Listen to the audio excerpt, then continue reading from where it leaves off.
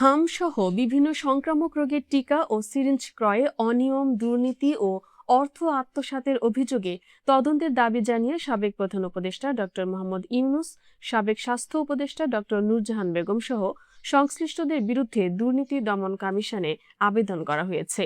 রবিবার ১২ April supreme কোর্টের আইনজীবী বিপ্লব কুমার দাস ও ব্যারিস্টার সানাউল্লাহ নূরে সাগর দুদক চেয়ারম্যান বরাবর এই আবেদন জমা দেন। আবেদনে বলা হয়, স্বাস্থ্য খাতে টিকা ক্রয় ও ব্যবস্থাপনায় অনিয়ম এবং অর্থ আত্মসাতের সম্ভাবনা রয়েছে, যা দেশের জনস্বাস্থ্য, নিরাপত্তা ও শিশুদের জীবনের জন্য গুরুতর ঝুঁকি তৈরি করেছে। জনস্বার্থে বিষয়টি তদন্ত করে প্রয়োজনীয় আইনগত ব্যবস্থা নেওয়ার আহ্বান জানানো হয়েছে।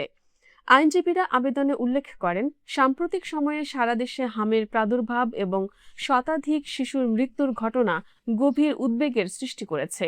সরকারি টিকার সংকট ও প্রতিরোধ ব্যবস্থার দুর্বলতার কারণে পরিস্থিতি আরও জটিল হয়েছে বলে বিভিন্ন গণমাধ্যমে প্রকাশিত প্রতিবেদনে উঠে এসেছে।